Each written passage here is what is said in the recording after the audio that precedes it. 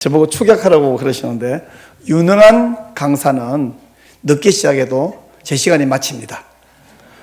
제가 유능한지 아닌지는 끝마치는 시간 알려드리겠습니다. 우선 여러분 교재의 1페이지를 보시면 가장 하단에 저의 소개가 있습니다. 다른 소개는 보시든 말든 알아서 하시고요. 제가 쓴 소논문 제목이 거기에 있어요. 동성애와 차별금지법에 대응하는 설교 방안 연구해서 설교자들을 위해서 썼지만 평신도는 상관없는 건 아니고요. 누구든지 이 내용을 보시면 동성애와 차별금지법이 어떻게 문제가 있는지, 이것에 대해서 성도들에게 말하거나 다른 사람에게 말할 때 어떤 내용을 말하면 좋을지, 이것이 법적으로 또 성경적으로 법적으로 그리고 위생 윤리적으로 어떤 문제가 있는지 잘 써놓은 요약해놓은 논문이니까 여러분 필요하면 검색하면 나오니까 보시기를 바라고요. 이거 어떻게 써야 되나?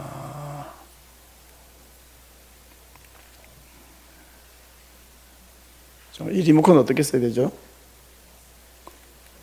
뒤에 저 화면 좀 띄워주십시오.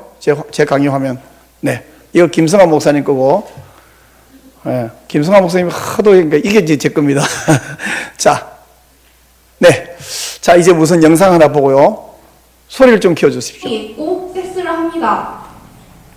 성 정체성을 스스로 알 수 있습니다. 그것이 잠깐의 혼란으로 치부되고 방황으로 치부되어서는 안 됩니다. 청소년도 인간입니다. 그냥 미성숙한 존재가 아닙니다. 그래서 요즘에 임신과 출산, 차별받지 않을 권리에 대해서 이야기하겠습니다. 임신과 출산은 섹스를 한다면 누구나 처할 수 있는 위험입니다. 여러분도 피임하시잖아요. 피임하는데 실패할 때 있잖아요.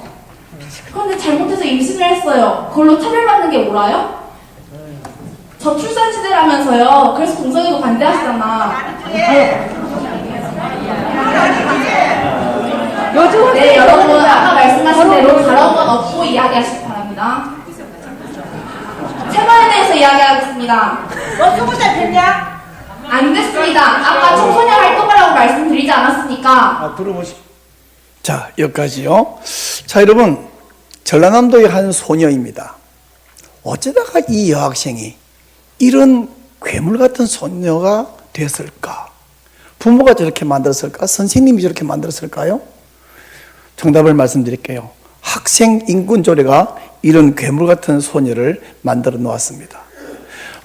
학생인권조례 전국 7곳이 있는데 그 중에 다 서로 대동소이해요. 근데 이제 서울시 학생인권조례를 보면요, 학생은 차별받지 않을 권리 안에 다양한 것이 포함되어 있는데, 이것이 이제 뭐가 문제인지 제가 차츰 말씀드리는데, 그러면 학생인권조례에 무슨 문제가 있느냐 하면요, 잘 안 넘어가는데. 네, 학생인권조례 문제점을 제가 이 5가지 순서대로 말씀드릴 거예요. 인권 개념에서의 문제, 법적 근거에서의 문제, 그다음에 학생인권조례 안에 포함되어 있는 여러 문제점들, 그리고 그 문제의 사례들을 말씀하고요. 마지막으로 그러면 어떻게 하면 좋으냐, 학생에게 진짜 필요한 건 뭐냐 이야기할 텐데, 인권, 여러분 인권이라는 말은 굉장히 좋은 말입니다. 근데 나쁜 사람들이, 우리 이단들이 신천지, 신천신지, 그 성경적 용어인데 가져서 이단 만드는 것처럼 이 나쁜 사람들도 계속 나쁘게 용어를 오용해서 사용을 하고 있거든요. 그래서 원래 인권이라는 것이 어떤 거냐면, 세계 인권 선언에 의하면 인권이란 모든 인류 구성원들이 갖는 천부의 존엄성과 평등하고 양도할 수 없는 권리이다, 이렇게 되어 있거든요. 근데 이 속에는 3가지 이야기가 있습니다. 첫째는 인권이라는 것은 양도할 수 없는, 아니 천부적인 것이다. 하나님이 주신 것에 있어서 모든 사람이 다 인권을 가지고 누릴 수 있는 것이고, 또한 이것은 양도할 수 없어, 내 인권을 남한테 넘겨주거나 빼앗길 수 없는 것입니다. 그리고 세 번째는, 이게 지금 폰트가 제가 쓴 거하고 이게 폰트가 달라가지고 세 번째가 내려가 버렸거든. 여러분 그 1페이지에 인권개념의 문제에 보면 나와 있습니다.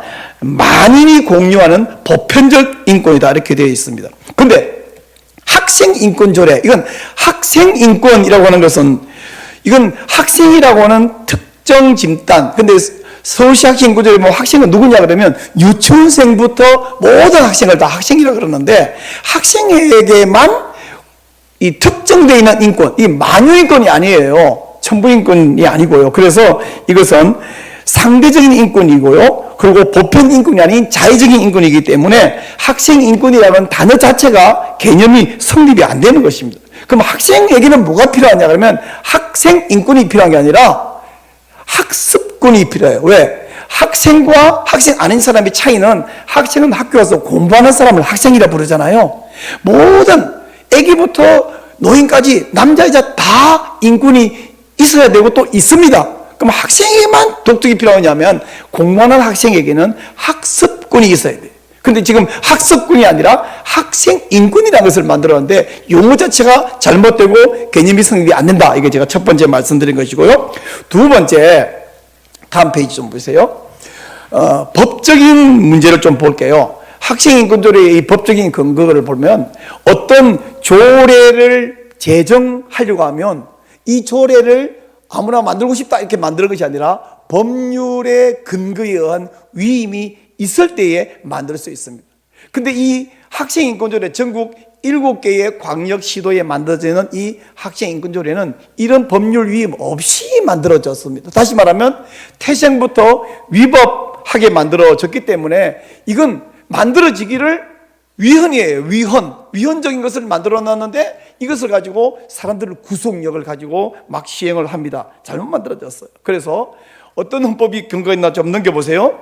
헌법 117조 1항에 이런 말이 있습니다. 지방자치단체는, 지방자치라는 것은 뭐 전라남도, 전라북도, 서울시, 또 경기도 이런 것이 지방자치단체인데 주민의 복리에 관한 사무를 처리하고 재산을 관리하며 법령의 범위 안에서 헌법, 법령의 범위 안에서 자치에 관한 규정을 제정할 수 있어요.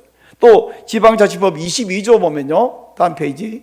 네, 보면 지방자치단체는 주민의 복리에 관한 지방자치단체는 법령의 범위 안에서 그 사무에 관하여 조례를 제정할 수 있다. 이렇게 되어 있어요.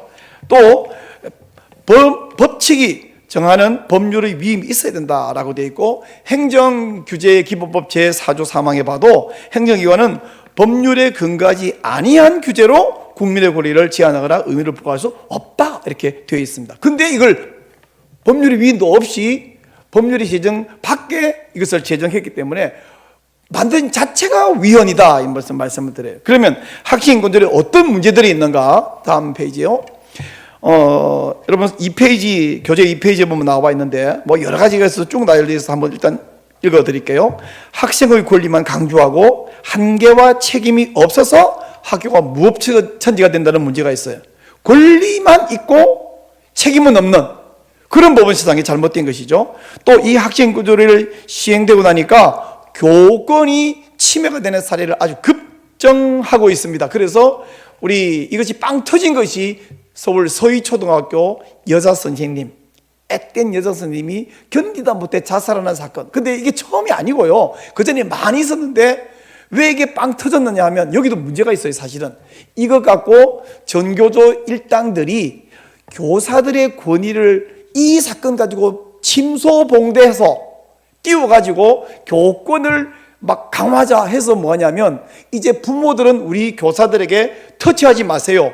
부모들이 계속 교권을 침해하기 때문에 교사가 견디지 못해 자살한 것입니다. 그래서 부모들 터치하지 말라는 말은 뭐냐면 우리가 어떤 잘못된 이념 교육을 하더라도 부모가 간섭하면 그게 교권 침해가 되어서 간섭 못하게 만들려고 이 사람들이 막 그걸 띄운 것입니다. 하여튼 문제가 좀 있죠. 하여튼 교사 권위가 추락을 했고요. 학생인권이라는 이름으로 교사에 있어서 과도한 통제가 이루어지고 있고 학습 분위기가 아주 좋지 못해서 학업 성적이 뚝뚝 떨어진 걸 좀 이따가 말씀드릴 것입니다. 그리고 정말 우리가 늘 강조하는 성적 타락. 여러분 성적 자기 결정권이라는 단어 들어보셨나요? 이걸 들을 때 어른들은 뭐냐면요. 오해하는 사람들은 성적 그걸 보고 학교 성적인 줄 알아. 성적 지향 이렇게 말하니까 경기도 의회의 어떤 도의원이 성적을 지향하는 것은 좋은 거 아닙니까? 그게 성적을 지향하는 게 아니에요. 성적 지향, 좀 이따 더 말씀드릴 것인데, 성적 자기 결정을, 자기 성적을 자기 결정한다는 게 아니에요. 근데 이런 문제가 있어서 성적 타락을 아주 부추기고 있고요.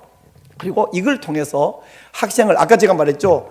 교권 침해하지 마라! 이렇게 해갖고 부모들 타치하지 말고 똘똘 뭉쳐서 부모들이 간섭 못하게 해갖고 이념 교육을 하는 정치 도구로 전락시키는 그런 가능성이 있습니다.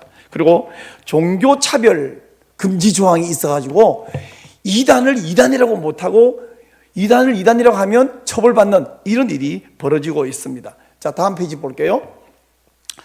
하나씩 이야기해 볼게요. 우선 무법천지가 되어버렸는데 학생인권조 때문에 어떤 일이 벌어졌냐면 2015년 서울시에서 교내에서 뽀뽀하지 마라 라고 말하면서 학생 뒤통수를 때렸는데 교사가 벌금형을 받았습니다. 여러분, 학교에서 학생들끼리 딥키스를 하는 것이 정상이고 합법이고 자연스럽습니까?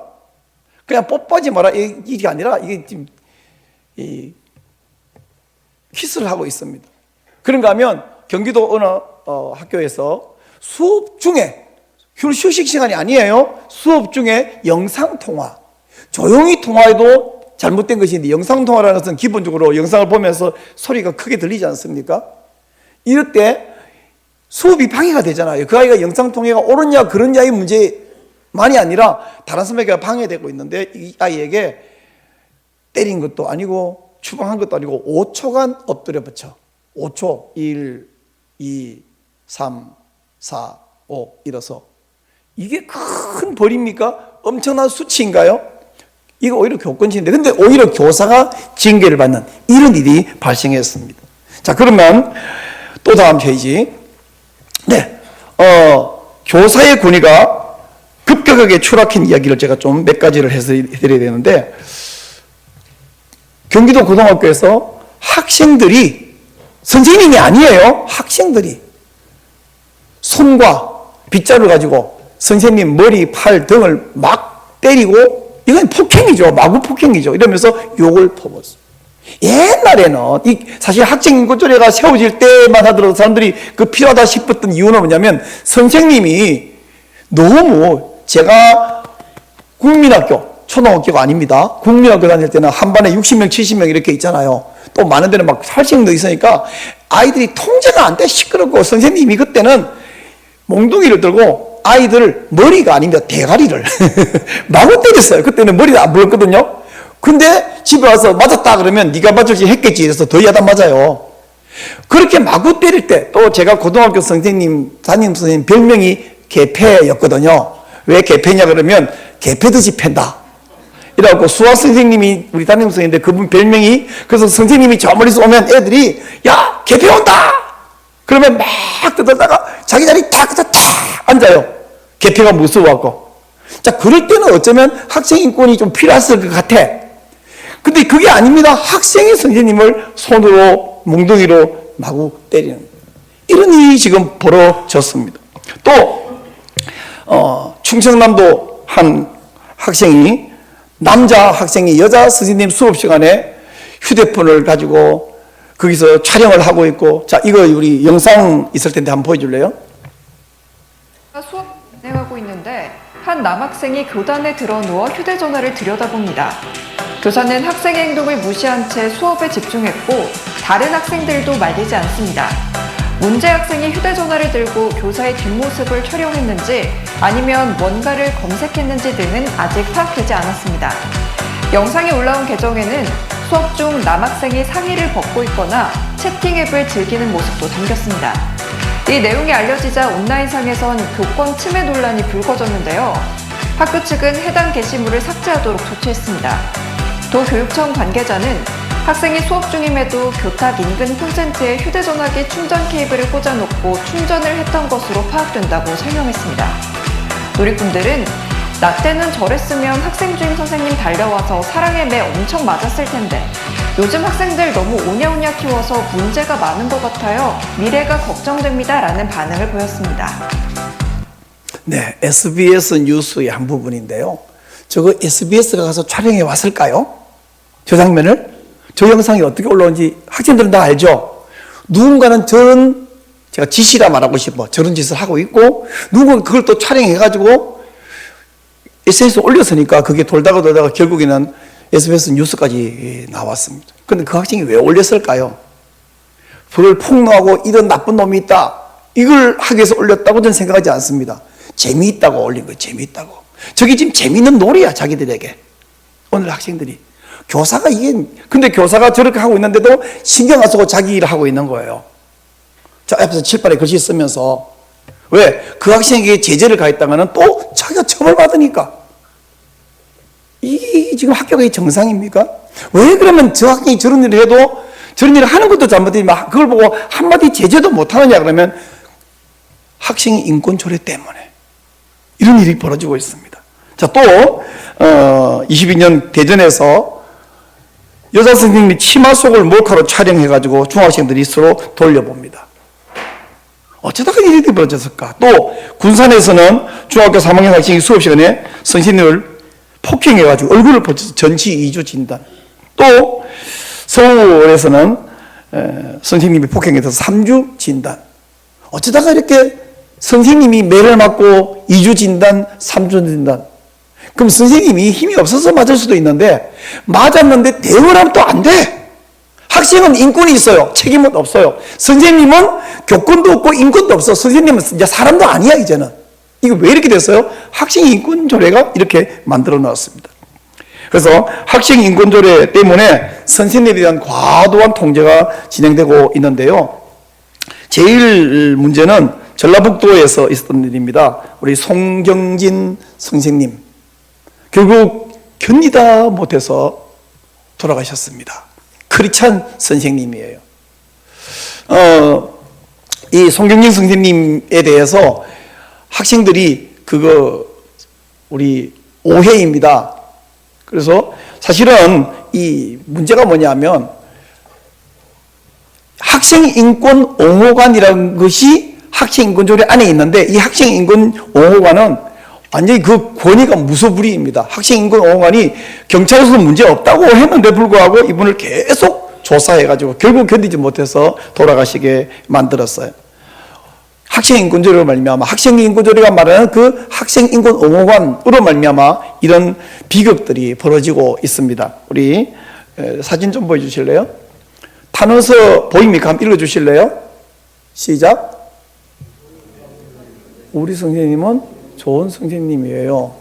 네, 항상 웃으며 이쁘게 해주셔서 너무 좋았어요. 교권이 우리 선생님 잘못 하나도 없어요. 빨리요. 우리 선생님 잘못 하나도 없어요. 이런 탄원서들을 냈음에도 불구하고 그냥 인권 옹호관이 계속 조사하니까 결국 이분은 견디지 못해서 돌아가신 이런 일이 벌어지고 있습니다.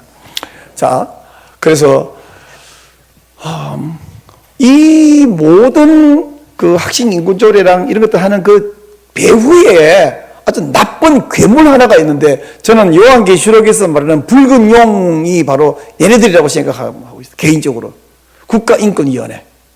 하여튼요, 인권이라는 글자가 붙으면 원래는 그게 너무 좋은 건데 오늘은 인권이라 붙으면 다라고 말하면 과한지 모르겠지만 하여튼 죄다 나쁜 놈들인 것 같아. 인권, 시민인권조례, 도민인권조례, 학생인권조례, 국가인권위원회 인권, 국가인권정책기본계획, 이게 진짜 문제들입니다. 또 다음 장면요.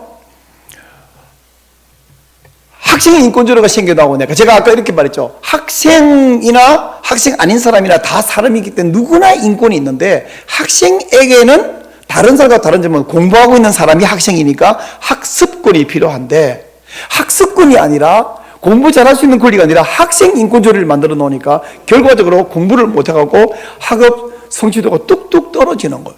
여러분 우리나라에서 이런 말이 있어요. 말은 제주도로 보내고 사람은 한양으로 보내라. 왜? 또 강남 8학군 이런 말도 있어요. 거기 가면 공부를 잘한다는 얘기잖아요. 근데 서울시가 학업 성취도의 이 목표를 채우지 못한 학생들이 제일 높습니다. 1등이 1등. 4.5%. 근데 이게 학생인권조례가 있는 도시들입니다. 경기도가 2등입니다.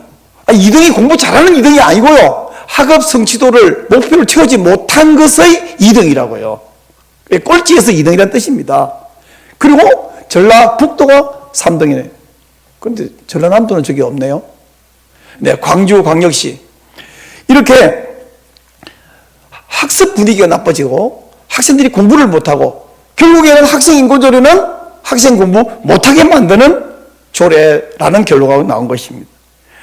우리 기독교 입장에서는 아주 심각하고 문제가 되는 게 뭐냐 하면 종교 차별 금지 조항이 있어가지고 사이비 종교를 못 맡게 됩니다. 여러분, 교목이라는 사람은 학교의 학생들의 신앙생활을 책임지는 사람이거든요. 이단도 맡고 또 성경을 가르치고 해야 되는데 이 교목이 이단의 폐해를 알리기 위해서 JMS 정명석이 문제가 된 건 우리 다 알고 있는데 이 사람들을 여신도를 성폭행하고 있는 나쁜 사람이고 결국은 감옥에 가 있습니다. 이게 사실이잖아요. 팩트잖아요.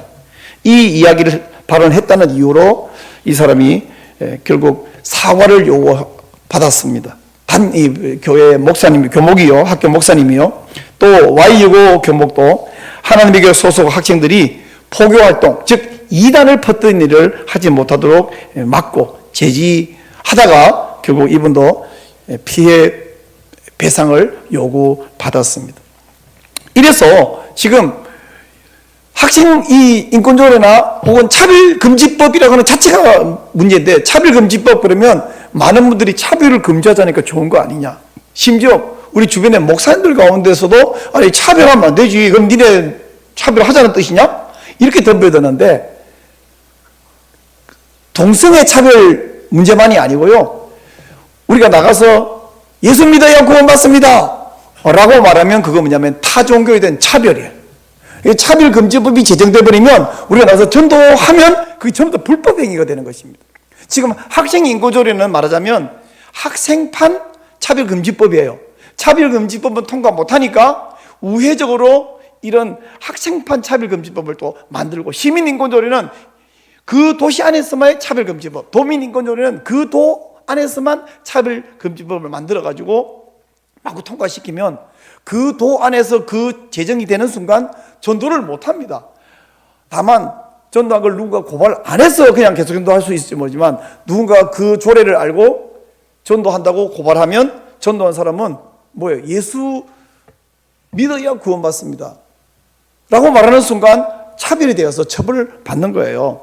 그래서 차별금지 조항, 종교차별금지 조항 때문에 전도도 못하고 이단을 막지도 못하는 이런 일이 벌어지는데 불구하고 이것도 모르면서 목사님들께서, 여기 오신 목사님들은 이제 다 아시는 분들이신데 여기 안 오신 분 가운데 그런 분 계시죠. 이런 거 할 때에 좋아하는 분, 막 응원해 주는 분이 계시가 하면 그냥 뭐 좀 무관심한 분 계시가 하면 여기 안 오신 분 가운데 저 왜 저 나서 갖고 저런 걸 하는가, 안 좋아하는 분들 일부 계시는데 그분들은 마음이 나빠서가 아니라 이걸 모르기 때문이에요.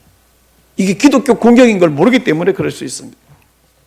그리고 가장 중요한 것은 성정체성. 이게 사실 동성애 차별금지법, 학생인권조례 이게 다 연결되는 가장 핵심이라고 말할 수 있겠는데요. 서울시 학생인권조례를 보면요, 성별 정체성에 따른 차별금지.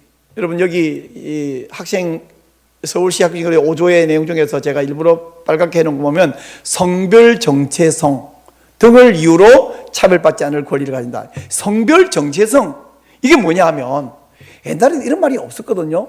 자, 여러분 빨리 대답하세요. 제가 남자예요, 여자예요? 어떻게 알아요, 여러분이? 여러분 어떻게 남자인지 알아요? 아무리 봐도 남자처럼 보입니다. 외모, 옷차림, 제 말투, 생긴 뭐 다 남자로 보이잖아요.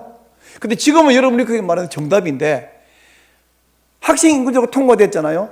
학교 안에서는 남학생처럼 보여요. 99.9%. 그거 남학생이라고 말하는 순간 위법이 되는 거예요. 이게 무슨 소리야? 난 남자 아니라고 이러면 정말 웃깁니다. 성별 정체성은 자기가 남자냐 여자냐 하는 정체성인데, 성별은 세상에 몇 가지가 있죠? 몇 가지? 2가지 밖에 없어요?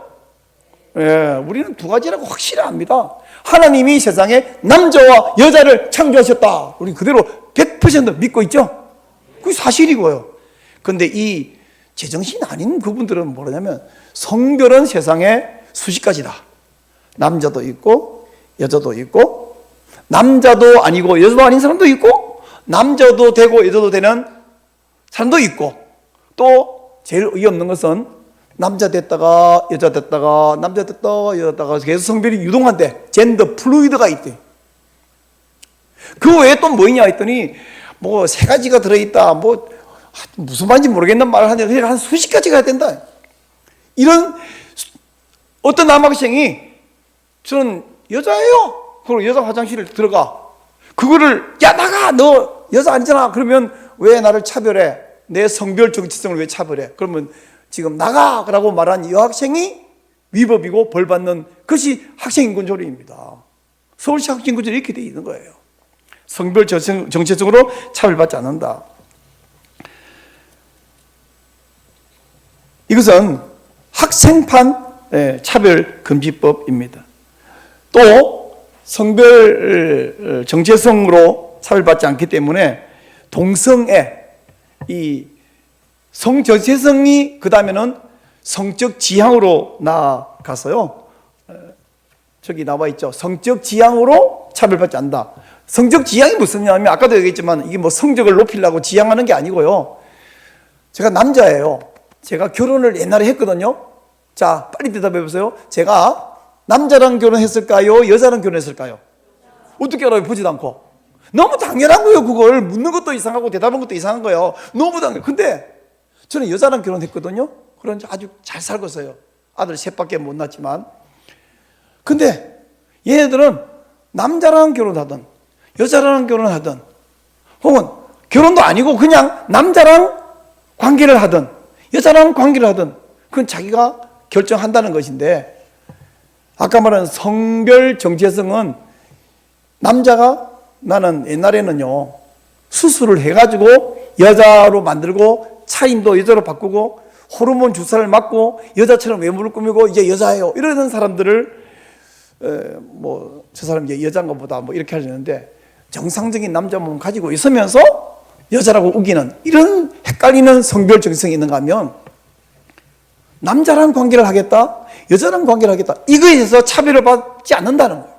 그러니까 학생들끼리 다른 사람에게 동성애 유혹을 해. 남학생이 다른 남학생에게 동성애 유혹을 해. 그런가 하면 남학생이 다른 성인에게 가서 동성애 파트너가 돼주면서 일종의 알바를 해. 그리고 야 알바 해보니까 돈 시기가 좋아 너도 가자. 이럴 때에 누가 그걸 제재할 수도 없고 선생님이 막을 수도 없어. 그래서 우리나라에 이 청소년 에이즈 환자가 급증하고 있습니다. 동성애가 에이즈의 주된 감염 경로인 것은 확실히 알려져 있는데 불구하고 이건 우리나라에서는 언론에서 한 번도 그 말을 안 해요. 안 하는 게 아니고 못 하는 거예요. 하면 그게 법에 걸리기 때문에 우리나라 어떤 언론에서도 동성애는 에이즈의 온상입니다. 이 말을 아무도 못 해요. 우리한테 막 떠들고 있지. 학교 안에서 선생님이 이런 이야기를 하면 안 되고 가르치면 안 됩니다. 2022년 가을에 청주에 있는 청원대학교에서 교과 과정 공청회를 하는데 갔었습니다. 여러 과목 중에 제가 보건 과목 공청회에 들어갔어요. 이런 자료집을 받았어요. 이 자료집이 한 2배 이상 되는 두꺼운 자료집을 받았는데요. 그 자료집 지금도 제가 집에 보관하고 있는데 그 53페이지 왼쪽 하단에 이런 이야기가 있어요.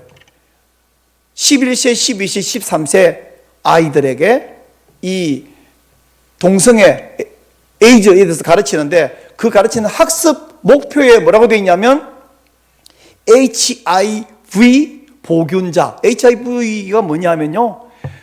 에이즈를 일으키는 바이러스 이름이 HIV예요. HIV 보균자라도 사랑의 감정을 느낄 수 있고 그것을 실현할 권리가 있다. 이러면서 이것을 가르치는 학습 목표가 뭐냐면 동료들이 그 동료라고 해서 옆에 있는 학생들이에요. 특별히 남학생들에게 HIV를 보균자, 에이즈 환자예요. 다르게 말하면 에이즈 환자가 그런 감정을 느끼고 그걸 실현하고자 할 때 그걸 지지하게 하는 것이 학습 목표래요.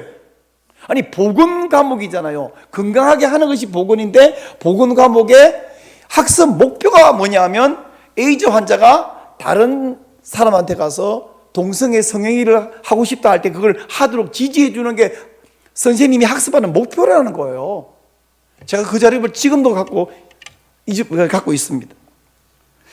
이렇게 해서 성별 정체성이 헷갈리고 성적 지향을 막을 수 없고 해서 학교가 에이즈의 온상이 되어 가고 있도록 이렇게 만드는 것입니다. 그런가 하면 또 한 가지는 학생이 다음 페이지 보죠. 여기 나오네요. 임신, 출산으로 차별받지 않을 권리를 가진다라는 말도 나옵니다. 자, 여러분, 학생이 아까 말한 대로 유치원생부터 시작해가지고 고등학교 다 학생인데 지금 이 우리나라 요즘 결혼 연령이 굉장히 높아져 갖고 우리 집에 35살 된 아들놈도 장가를 안 가고 버티고 있는데요. 대학생이 돼도 거의 결혼 안 하잖아요.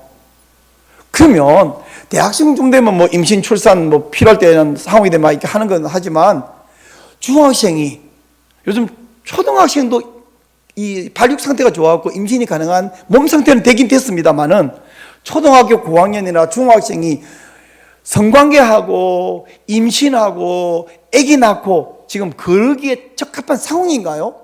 그게 저출산 대책입니까? 아까 그 여학생 그러더라고. 요즘 저출산이라면서요. 아니 그래 저출산이기 때문에 니네 중학생 보고 가서 애 낳으래 누가?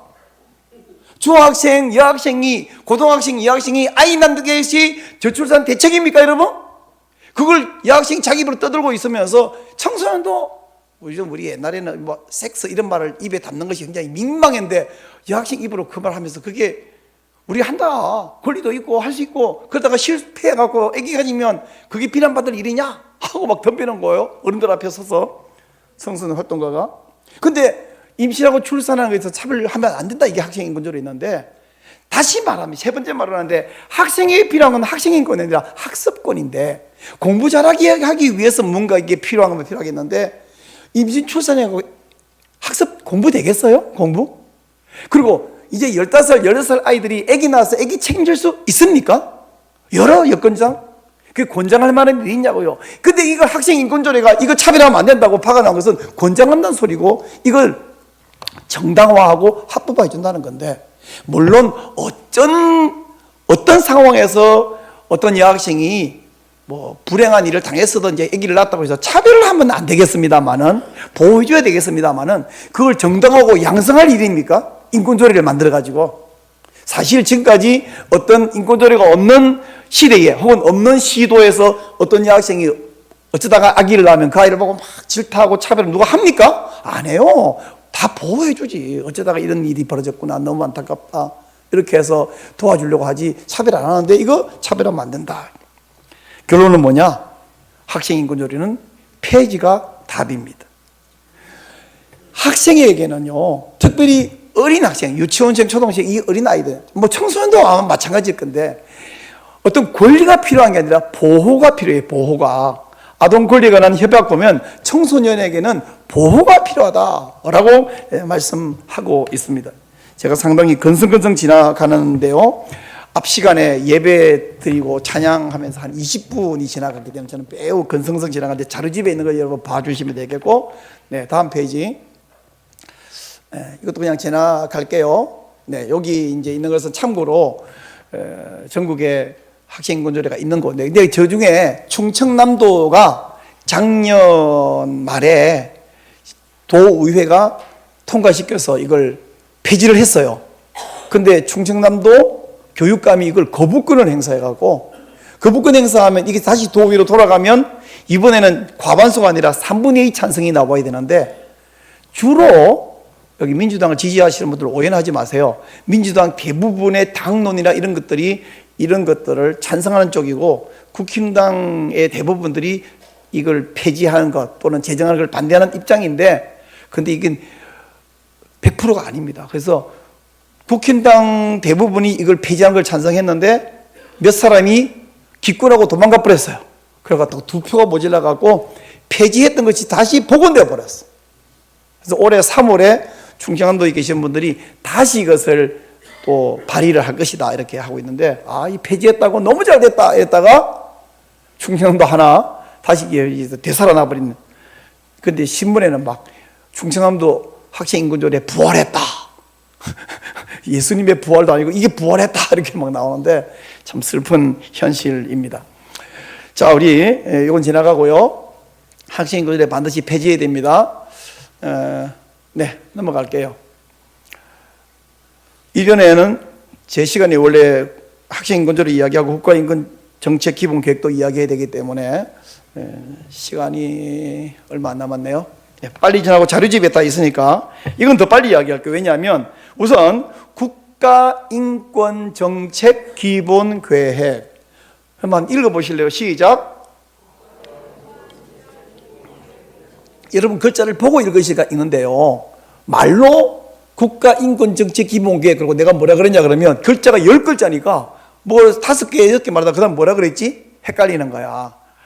이게 이름도 너무 길고 헷갈리는 이 이름이 뭔지 대부분의 국민이 모르고 있고 목사님들도 모르고 있고 내용도 모르고 제목도 발음을 못하니까 뭐가 문제인지를 모르고 있어요. 그래서 국가인권정책이 뭔지를 제가 이제 이야기를 좀 할 겁니다. 아까도 말했지만 인권이라는 글자가 원래 너무 좋은 글자인데 인권이라는 이름만 들어가면 다 문제가 있어. 국가인권정책 기본계획, 국가인권위원회, 도민인권회, 학생인권조례, 힘인권, 인권.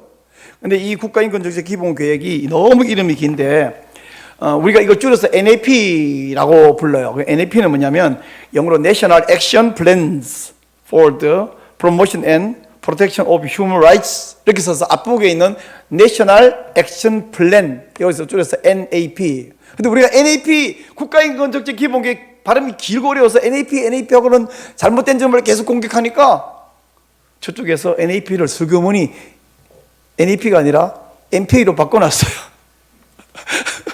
이 보세요. National Human Rights Plans of Action 이라죠. NAP를 NPA로 바꿔놨는데 그러거나 말거나 우리는 계속 NAP라고 그냥 부르고 있습니다. 자, 이 NAP 다음 페이지. 이게 뭐냐 그러면 이게 5년 동안 대한민국의 인권을 위해서 이런 식으로 국가를 운영할 겁니다 라고 하는 계획을 세웠는데 이게 처음이 아니라 5년 해가지고 이제 작년 연말로 세우면 2024년 올해부터 앞으로 5년간 이렇게 운영할 거다라는 계획을 세우는데 이 네 번째예요. 그래서 제4차 NAP라고 우리가 부르고 있는데 이거 사실 필요 없는 거예요. 이건요 국가인권정책 같은 건 저 인권 후진국에서나 이런 게 필요하지 대한민국 같은 인권 선진국에서는 아무 필요 없는 건데 이걸 만들어서 벌써 15년을 운영해 왔는데 이 속에 정말 온갖 종류의 문제들이 다 들어 있습니다. 그래서 이걸 막기 위해서 저희들이 정말 열심히 노력하면서 작년 10월 18일에 그 앞에서 처음으로 규탄 집회를 하고 그날부터 그 앞에 텐트를 치놓고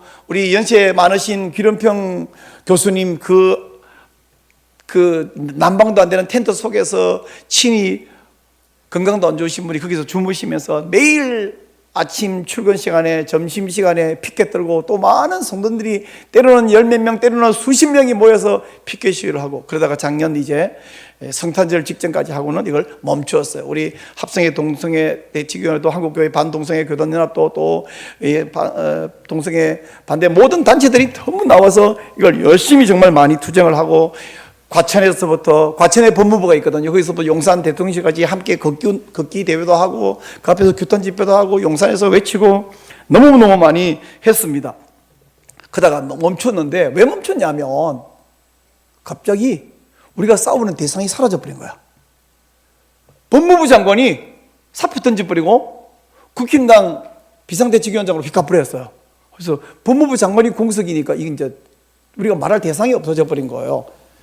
그 사이에 법무부 인권국장을 만나서 우리 의견도 잘 전달했는데 감사하게도 법무부 인권국장께서 이분이 우리 목사님들 찾아봤다고 기도해달라고 그러고 그리고 앞으로 기도 많이 해주십시오 그렇게 해서 했는데 이번에 드디어 2월 16일 지난주인데 지난번에는 185페이지짜리의 초안이 있었는데 이번에 500 몇 쪽짜리의 새로운 초안이 또 나왔는데 거기를 다 검토해 보니까 우리가 추적하는 것들이 상당히 많이 좋아졌어요. 근데 아직도 몇 곳에 문제점이 남아 있는데요. 이게 문제는 한 가지의 독소조항만 있어도 그 독소조항 갖고 전체를 다 만들어 드릴 수 있기 때문에 아주 문제가 되어서 의견 제시를 바로 내일 저녁까지만 의견 제시를 할 수 있어요. 그래서 여기 오신 우리 목사님들에게 통해서 단톡방에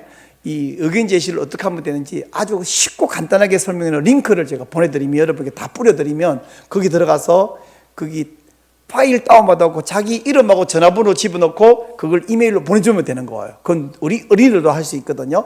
그래서 이메일에 팩스로 할 수 있는 그 방법을 전해드릴 테니까 그 방법을 통해서 NAP 수정안에 대한 의견 제시를 여러분이 한 분 한 명이 정말 중요합니다. 그래서 꼭 해주시기를 바라고요. 그 나머지 제가 이제 앞 시간을 많이 제가 뺏겼기 때문에 제가 빨리 마치려고 해요.